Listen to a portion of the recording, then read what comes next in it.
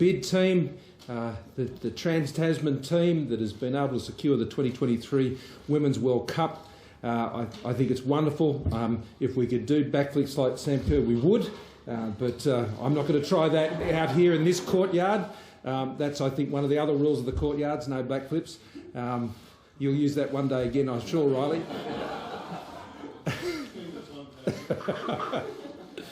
It is great news. It's tremendous news at a time when Australians are doing it so hard, each and every day, to get that bright spot of news with this wonderful event that's coming. It'll be the largest, but it'll undoubtedly be the best, and we can look forward to a magnificent event, and we part of so many other events as Australia grows out of the COVID crisis, grows out of the COVID recession.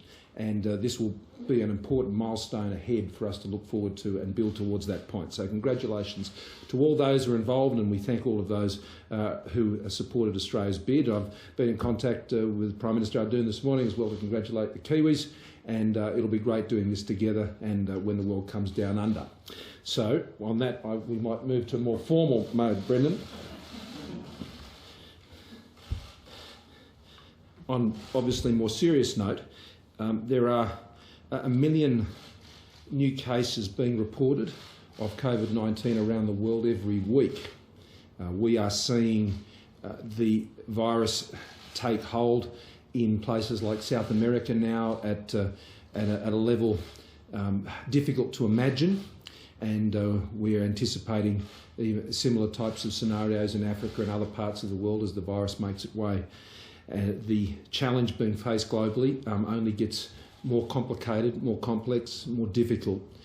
And against that backdrop, Australia's performance is remarkable, and that is a tribute to all who are involved. Certainly, of course, we have some challenges in Victoria at the moment, but I think that does put it in perspective. We remain on track. The curve remains flat. But where you get bumps and where you get outbreaks, then you need to manage them and you need to respond to them, and that is exactly what is happening. And I commend the Victorian government and I commend the other state governments who are supporting Victoria, and of course as the federal government is. At National Cabinet today there was a great sense of solidarity in supporting Victoria, because this could occur in Queensland, it could occur in Western Australia, it could occur in Tasmania, New South Wales, in any other place. And some of the outbreaks occurred coming out of quarantine, out of hotels. There are hotel quarantines occurring in other states and territories as well. So it is a reminder that outbreaks will happen, but at National Cabinet today they remain firm on sticking with the three-step plan and continuing to make their announcements of easing restrictions. That will continue into next month, and premiers will be making their own announcements about those issues either today or in the days that follow. Obviously there is a challenge for now in Victoria, and we had a rather extensive discussion about that outbreak and the response and the support that is being provided and can continue to be provided by other states, whether it's with testing resources and capabilities or it is with health officers that are available to support the efforts in Victoria. And I have no doubt Victoria will return the favour at another time when another state or another territory is faced with that type of a situation. There was also, I think, a very good understanding that this is a localised outbreak. It's not all of Victoria. It is a part of the suburbs of Melbourne, and the response is very much localised. It is also very culturally appropriate. It is a response that is bringing the health system literally to people's front door and to their street to ensure that they can get the maximum rate of testing and be able to isolate those who have been infected by the virus. And what this should say to Australians should be a message of confidence. There will be outbreaks. What matters is the response. There will be outbreaks, and what matters is that we continue to build our capability to deal with those outbreaks. And as you see the response on the ground, that is a reassurance to Australians all around the country that we can deal with this, and we will continue to deal with this. And while it may cause concern and anxiety in some parts of the community, please be reassured states and territories, the Commonwealth, we're all working together to ensure that where these things happened, then we can appropriately respond with all the resources that are necessary, with a tailored plan to deal with the very specific nature of any particular event. So all states are committed to continue on with the various plans that they have, and they're making those announcements. Today we also agreed and noted the advice of the medical expert panel that for the 2 square metre rule can be moved to for smaller premises. Smaller premises will be determined by the jurisdiction, but as a rule of thumb that's around about 100 square metres. So that means for much smaller premises that would have otherwise been trying to stick to a 4 square metre rule arrangement, this just gives a bit more room for them to be taking more patrons, and that has been considered by the AHPPC. And so where jurisdictions choose to do that, it's up to them to make those decisions. You know, in Tasmania and in Western Australia, they've already moved to that 2 square metre arrangement, and so other states will be free to consider that. Previously there had been a more formal rule around 4 square metres, and I think it just shows the flexibility that is now being able to be built into the response based on the experience that everybody is having and is being shared. The AHPPC, the medical expert panel, has also been tasked to develop a roadmap for advice to the National Cabinet on entertainment venues to assist with industry planning around major productions and events. At the announcement we made yesterday, one of the key issues that still we knew needed to be addressed was that they need greater certainty about when they can start planning events for, whether that's 12 months away or 6 months away. So the plan will be addressing what it may be possible for venues 3 months from now, 6 months now, 9 months, 12 months and so on. And that will assist those producers and other event planners with getting moving now, and as a result being able to access and seek support through the entertainment support package that we announced yesterday.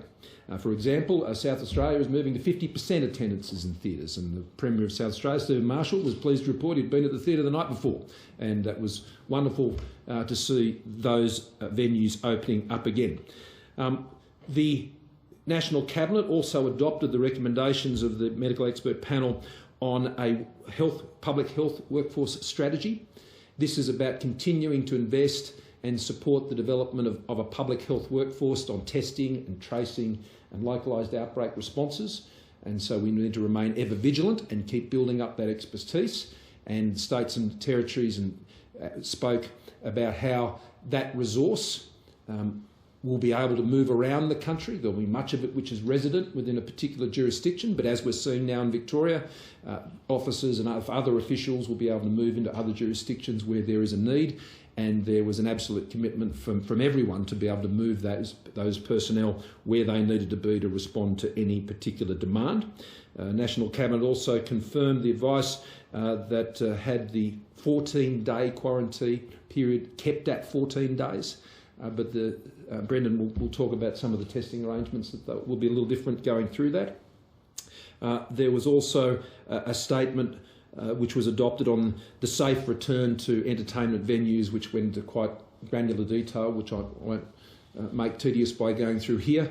Quite specific rules about how they prepare venues and manage access and egress and so on. And we also received a briefing on the economic impacts from Dr. Kennedy. This afternoon the Treasurer and I will be meeting with the CEOs of all the major banks, and a couple of issues will be there, particularly the issue of deferral of loans and the issues that are emerging in a few months from now, and getting a better understanding of what their proposed practices will be there, and we'll be speaking to them about those issues. Also around getting access to finance in relation to new construction and rebuilds, obviously supported by the Home Builder program at a Commonwealth level, but the state governments as well. We want to make sure that those who've decided to go ahead with those plans, who don't already have finance, are in a position to get access to that finance. And we also raise the issues around getting approvals for home builder programs for particular homes and redevelopments, particularly those affected in bushfire regions, and that is most acute in New South Wales and in Victoria. We also had a cybersecurity update.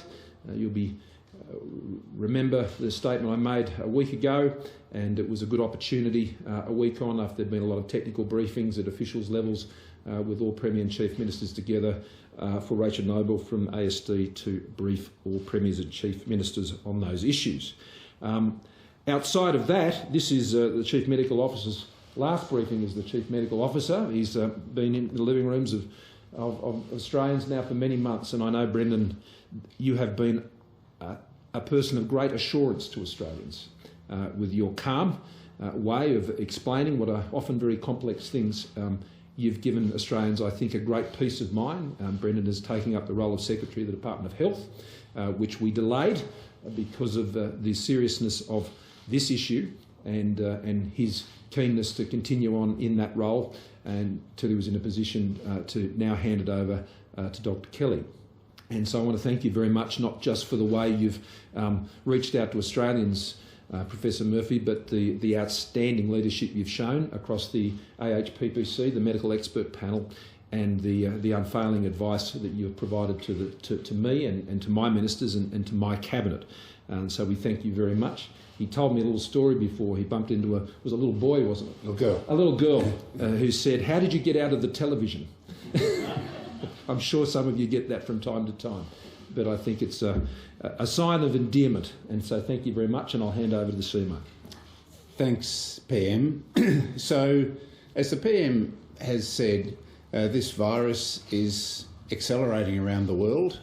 We are in a very fortunate island, but we will remain at risk of importation of cases for the foreseeable future. Every day in Australia we have cases in hotel quarantine, mostly in New South Wales and Victoria because they're taking the lion's share of that hotel quarantine. Hotel quarantine is never going to be 100% perfect, and importation, our borders, whilst we have done so well with borders, we can't be absolutely sure that there won't be more and continuing imports of cases. We also, as we've said, can't be sure that there isn't small amounts of virus circulating in parts of the country. So the outbreaks, mini outbreak we've seen in Victoria is what we predicted, what we planned for. When I took to the National Cabinet the plan for reopening, removing restrictions, we assured National Cabinet that the likelihood of outbreaks was high and that we were ready to respond to them. And that is exactly what the Victorian health authorities are doing right now. They have a huge team. They're contact tracing over 1,000 people. They're testing extraordinary numbers of people. And that's the way to bring a localised outbreak under control, to go to where the problem is, engage with the population, test, isolate, quarantine, standard public health response. We're seeing some continuing cases, 20 to 30 a day in Victoria over this week. That's what you'd expect. That is absolutely what you'd expect as you bring this outbreak under control. The cases that are detected today were infected 5 to 7 days ago. So the fact that we're not seeing a major escalation in numbers is reassuring, and we are very confident that the Victorian response, which is being assisted, as the PM has said, by people from interstate as well, it's good, strong and appropriate, and it's focal. So we're dealing with the problem. We may see more such outbreaks. We're very likely to see more such outbreaks, not just in Victoria, it could be anywhere in the country. We're prepared, we're responding, and we're very, very comfortable with the way things are going. As the PM has said, we have reiterate the importance of 14 days quarantine for returning international travellers. That is because the risk is still very high. The country risk profile is changing all the time. We're seeing imported cases in hotel quarantine from a different range of countries now. We are going to start testing people on entry to quarantine and testing people before they leave quarantine to see whether a testing regimen might help in the future to modify that quarantine in certain circumstances. But at the moment, even though we know it's a burden on our returning citizens and permanent residents, it's something that the great majority are very happy to put up with because they know it's protecting their fellow Australians from the importation of this virus. So I was very confident to be able to reassure National Cabinet on my last day as CMO that we remain on track. We remain on track with our reopening and we remain prepared to respond to outbreaks as and when they occur. I'd like to thank the PM for his kind words. Particularly, I would like to thank my fellow members of the Australian Health Protection Principal Committee. Any achievements that I might have had as a collective achievement, the wisdom of that group is extraordinary. Every member of the Federation of Australia has responded well. One of the great legacies of this outbreak is how our Federation has worked well. At the health level, we have consensus, cooperative, assisting each other, and we have taken the best expert advice and given it fearlessly to our First Ministers who have taken that advice on every occasion. That makes me very proud. I won't be moving away from the COVID response as Secretary of the Health Department. I will still be very much involved. I just won't have to appear in front of too many television cameras. Thank you very much. Thank you. You stood here not too long ago and told Australians to stop it when it came to panic buying. You said it was ridiculous. How disappointed are you to see that today there's been limits introduced again on toilet paper in Coles and Woolworths? And what's your message to Australians? Well, it's the same message I gave last time. Stop it, it's ridiculous. But more importantly, those restrictions have been put in place. The Coordination Commission that works around these issues has been working with the suppliers and the retail outlets to put that in place. I'm sure it will pass as it did last time, and there's no need for it. And I think today it's important to reassure people. The outbreak doesn't mean there's a problem. The response to that outbreak is strong, which means that Australians can have confidence. Of course, there are going to be challenges, as Brendan Murphy has just said, but we're on top of it, and we will continue to work together to stay on top of it. As a result, there is no need for the anxiety that would lead to that type of behaviour. Mark. Sorry, go, Mark. Sorry, what concerns do you have about attempts at foreign interference into Australia's political systems, and what information can you share about the raids in Sydney today? Well, it's a matter that has been pursued by the task force which became operational last December, which he established. The details of that I'm not at liberty to go into, as I'm sure you'd expect, but it's been an investigation that has been going on for some time. It's taken it's elevated to a new level today. I think the actions of the Australian Federal Police and ASIO demonstrate that the threats in this area are real. The need to take action is necessary, and the government is absolutely determined to ensure that nobody interferes with Australia's activities. We won't cop anyone coming and seeking to interfere in our political system, in our energy sector, in any area of perceived area of opportunity for an outside actor. We won't cop it. We are a resilient people. We will stand up to it, and we will take action as what you've seen today demonstrates. You said you and the Treasurer are talking to the banks later today. What is it you'll be seeking? Specifically on loan deferrals, will you be asking for greater flexibility in terms of avoiding a cliff, for example? Well, it's the discussions are of a broad nature as an opportunity for the Treasurer and I to effectively get on each other's page in terms of where we're seeing the economy and the impacts, what they're seeing in their own information through their own networks, and their own data, and we can share similar things. And it's to address some of the very real issues you've just noted. The government has a range of measures in place until September, the banks also, and we do want to ensure there's smooth transitions that occur, as I've said now on numerous occasions. There are parts of the economy now which are building back up, and that's welcome, that's great.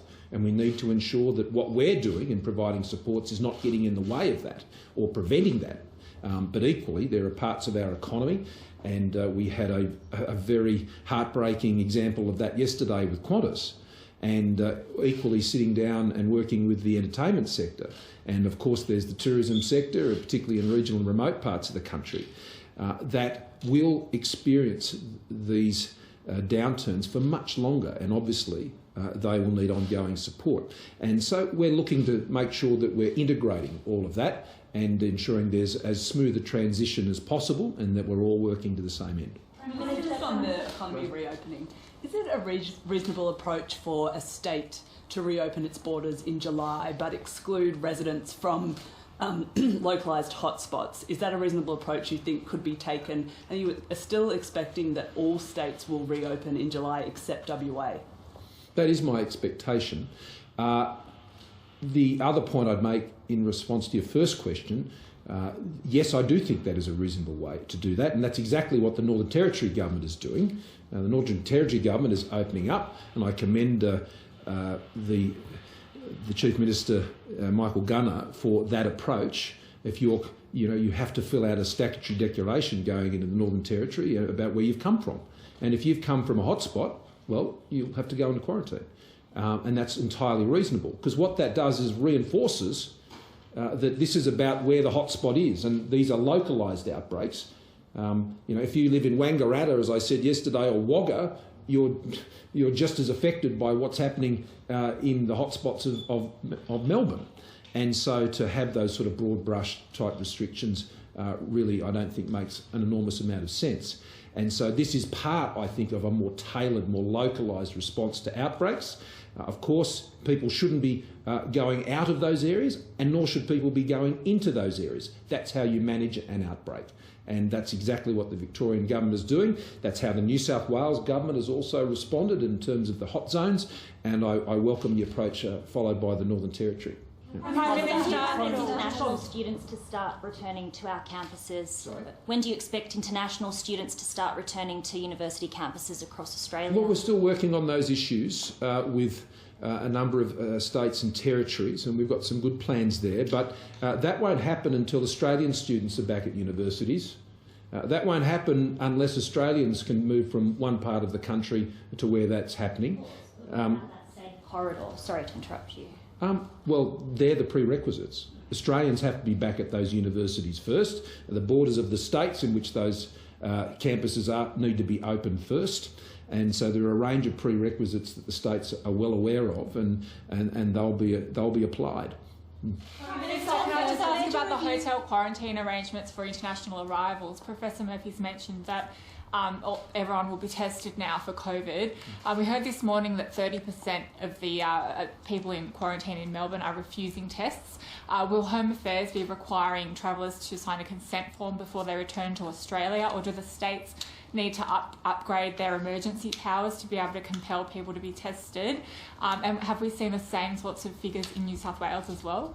Well, I'll ask the Chief Medical Officer to respond also, but it is a matter for the states in terms of what's done within their borders, within their jurisdictions in complying with health requests. So, yes, I think that 30% is quite a high rate. Other states haven't seen the same rate of refusal, but the states have the powers, and they obviously will work it through locally, but you have powers to say to someone, well, we won't let you out of quarantine until you've been tested and had a clear test. So I think most people, when they understand it, and particularly we will, as you say, make sure that people understand before they come that this is a requirement, and I think most people will cooperate with that arrangement. Just on the Women's World Cup, were you surprised by the outcome? And what do you make of our biscuit-loving English friends who want to eat our Tim Tams but don't want us to host the World Cup? Are we going to retaliate with a Tim Tam tariff for Boris? No, there'll be no Tim Tam tariffs. But Look, my reaction to the result is one of being thrilled, and I got the news through the evening last night, sort of the middle of the night, and was really pleased. I mean, the Commonwealth obviously put $5 million into this bid, and because we believed in it, so I wasn't surprised, but I was thrilled, and there'll be the opportunity, I'm sure, for me to have a chat with Boris at some point, and I'm sure he'll make it up to me some other way. Just on that ASIO activity up in Sydney, from the briefings that you've had, how concerning or how serious are the matters that are under investigation in this matter? They're extremely serious. The actions that have been taken by ASIO and the AFP demonstrate that seriousness. The careful nature of the way they're undertaking these investigations. I was briefed on these matters last night and advised that they would be taking these actions. These are matters that I am also aware have been under investigation for some time. They're operational matters. They are decisions taken by those agencies rightly. But the reason they could go and do that in the way they have done it is because our government, A, put the laws in place to ensure that doing things that are under investigation here are contrary to laws in Australia, and secondly, to set up and give the capacity to ASIO and the AFP to go and enforce it. So our government made the laws to counter foreign interference, and we've provided the resources and the enforcement resources in particular to go and make those laws a reality. Do you anticipate that young Australians will be able to enjoy outdoor music festivals this summer? And if I may, just on the smaller music venues, what do you say to some smaller venues who might not be eligible for direct support and feel frustrated that their support comes from them taking out further debt through concessional loans? Well, the grants and the loans apply across a vast array of business sizes, so they wouldn't be discounted for that reason at all. This can be from quite small events through to quite large events, so they would not be excluded from that, and I would hope that they would think through how they might approach the Minister's program to be able to access that support to get those projects up and away. The arts and entertainment sector already is benefiting, as they constantly, when I meet with them, show their appreciation for through the JobKeeper program, but also the JobSeeker program, which for many that is the program which they've used, but for many others it has been the JobKeeper program. So in terms of the outdoor venues, well, that's a matter that more in the hands of the states and territories, but we are already seeing an easing of those restrictions. I think there is an appetite to get back to something, but it would sort of, I would assume, and Brendan, I'm sure you'd comment, have to be under quite controlled circumstances. And this is one of the reasons why we've asked the medical expert panel to look at what a roadmap would be for the entertainment sector, so they can actually make some decisions about what is possible. But the key things that the expert advice has been focusing on is the ability to know who's there, where they are when they're there and who they're coming in contact with, and how those social distancing measures are being enforced is the wrong word, but practiced. And so as time goes on, we're finding that states and territories, as well as operators, are finding more innovative ways to respect the social distancing and conduct their business. And so I would hope that it would not be beyond their imagination to be able to overcome those issues, and I would hope that we would see that happen as soon as it can be practically arranged. But Brendan? So, Prime Minister, I couldn't do more expert advice than you did, but the principle really is exactly as the PM has said, to make sure who's there so that there are tickets you can contact people, and at least initially, whilst we're getting confidence that the people are seated and are able to distance. So at the moment, many states are already planning to have live music events in outdoor stadiums where you can put people in seats. The sort of festivals where people crowd together in an uncontrolled fashion are more risky, and they're probably a bit later down the track, but in some states, as they get more confident, they may look at those in increasing size. Minister, Bain Capital has agreed to buy Virgin. Have you received any assurances that jobs and routes will be saved? Well, I have been in the National Cabinet meeting all this morning. I've just only received the news while we're there and earlier today about the success of that program. I'm pleased that a successful bidder has emerged from that process. That's what we anticipated would happen, and I look forward to Virgin going forward and more importantly for the jobs that are in Virgin to be being able to be secured. It's a sector, though, as we saw with Qantas yesterday, that faces very, very significant difficulties. Virgin is now focusing, obviously, on the domestic operations, and the domestic operations have a much more positive outlook than the international operations. And so, therefore, you would hope that they would be able to move to a more profitable situation, at least for those operations, given their keener focus on those things. But it's a good next step. There's still a long way to go, and the government will continue to provide the broader support that it has been providing. Prime Minister, yesterday a major audit found that there's been massive failures within the Environment Department to manage the EPBC Act. You've spoken about the need to cut green tape before. This showed that there's been massive blowouts in approval times. A former Environment Department official has linked those blowouts to declining budget over the last 7 years. Will you commit to giving the department the resources it needs to manage the environmental legislation effectively? Well, we did, and that's why they've been able to reduce the backlog of those environmental approvals which post-date that report down to just a handful now, and that's why we have had the review of the EPBC Act, which we're expecting very soon, and there will be some options we would hope that would seek to streamline those approval processes to ensure that resources can be applied where they can be most effectively used, and to do that work in concert with states and territories. It's been a matter that we were to have looked at more closely today in the National Cabinet, but given the need to address the issues in Victoria, we've delayed that discussion for a further fortnight. So the short answer to the question is we're already doing it. Yeah. Prime Minister, just again on state borders, what assurances did Queensland give you about opening their borders by July 10? And were you surprised on Victoria's decision to walk away from the offer of 1,000 or the request for 1,000 troops to 150? Oh, look, on the first one, I understand the Premier of Queensland, there is the existing date of July 10, and I understand that they are reviewing that and they'll be making further announcements about that date in coming days. And they have a review and they'll take that advice and they'll make a further decision. But as far as I'm aware, the date is July 10, and if there's any change to that, then that is something the Premier would advise. On the issue of the Defence Force deployment to Victoria, I had a discussion several discussions. I've been in many discussions with the Premier over the course of this week, going back to last Saturday, and talking of what the issues were. The medical expert panel met on the Sunday. There was a review of where there may be gaps that we might have to assist with, and they were then operationalised. I spoke to the Premier on Tuesday night, and he set out a number of areas where they would need support.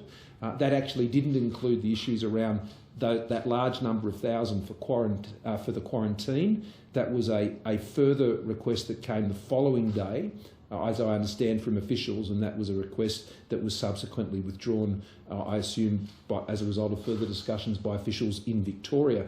But the point is this: where any state needs some support here, then we will provide it. And these situations can be quite fluid, and the needs can change in a short period of time. If they didn't end up needing that additional support, and that can be done by their police service, well, good. But if they needed additional support from the federal government, then it would have been there. And I spoke to General Campbell late on Tuesday night, and he had the show ready to go the next day. And that's what the states can expect. But I've got to say, I was very pleased by the solidarity of the premiers today in supporting Victoria.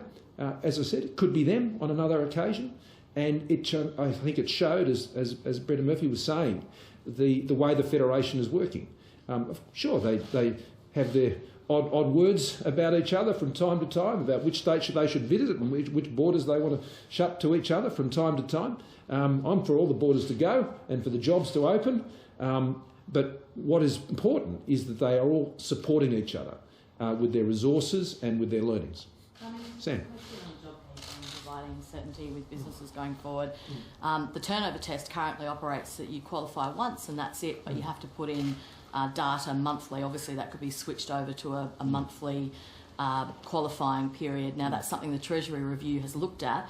Is that something that you see applying before September potentially, or only after September if you were to extend JobKeeper for some specific industries? Well, I've said consistently that the scheme will run as it was intended to run until the end of September, and there are no changes to that. But does that preclude changing the turnover test? Well, that would be a change to the scheme. And so I've said, I mean, the point about JobKeeper and putting it in for 6 months when other countries only put it in for 3 months was to give a stability and a platform for employees and employers alike so they could operate with confidence about what that set of arrangements were. And I have no doubt that there are many businesses now, fortunately, who have moved back above that threshold. I suspect that's absolutely the case, and I certainly hope it is for their sake and their employees. But we are working under the arrangements we put into the legislation, and we'll continue to do that for the current phase of that program in relation to future phases of what we will need to do in terms of aggregate demand stimulus. Well, as I've said on numerous occasions, we'll be announcing that in time for the economic statement, and these are considerations that the government is still working through. But as I've assured, whether it be Qantas or those in the entertainment sector or the tourism and hospitality sector or regions like North Queensland, we get it. We understand that they are going to be hurting more for longer than other parts of the economy. And so we will continue to tailor our fiscal supports to those areas that will continue to need them. Our hope is more and more parts of the economy won't need them and they'll be able to move forward. But on this point in particular, the income support side of it is really important. But so is the industrial relations flexibility. And that is the constant feedback we have as well. I mean, if we were to go to a situation where the industrial relations flexibility was withdrawn post-September, what that would mean is the rigid rules around full-time employment and part-time employment, which employers are now managing to keep people in jobs and to manage and share hours and doing things like that. If those rigid rules were reinforced, and we talked about this at National Cabinet today, then those who are on part-time hours would be most at risk, because in order to fulfil the requirement of the full-time hours at the full rates, then I fear that could lead to part-time employment being lost unnecessarily. And we know that particularly women would be affected if part-time jobs were to go, as well as more than 12-month casual employees who have more casual hours. That's where businesses may have to regrettably move if that were the case. So it's important in talking about ongoing fiscal support that we also talk about ongoing industrial relations flexibility. Industrial relations inflexibility in this environment will cost jobs. And there are obviously issues that we're talking through. Last one. I'll do two more. What was the feedback you got from premiers and chief ministers about that issue, and how long? What's your sense of how long that extra flexibility will be needed for? Well, again, there are matters under discussion. I'm not going to go into the comments of individual premiers and chief ministers, only to say that there is a great unity of purpose about keeping as many people in jobs as possible. We all want to see that, and I'm very appreciative of all the premiers and chief ministers' commitment to the practical goal of that, and that often means we're all doing things that some might find a little different, but we're all focusing on the same task. Prime Minister, on the international border, yesterday Qantas, the boss, said basically he doesn't think it's going to open until late next year at the very earliest. Do you share that pessimism? Is we no chance of travelling overseas in the next at least 12 months? Well, we hope that we might be able to come to arrangement with New Zealand far earlier than that. Whether we do that with other Pacific nations, I know there's interest from that perspective as well. There have been a number of other countries that expressed an interest, given our health success in Australia. That doesn't necessarily mean that they would be invitations we'd take up. So as you look around the world and you see the intensity of the virus escalating, not decelerating, then I think it is not unreasonable for Alan Joyce to form the view that he has. But no one really knows, and that's the problem. And that's just the uncertainty we have to deal with.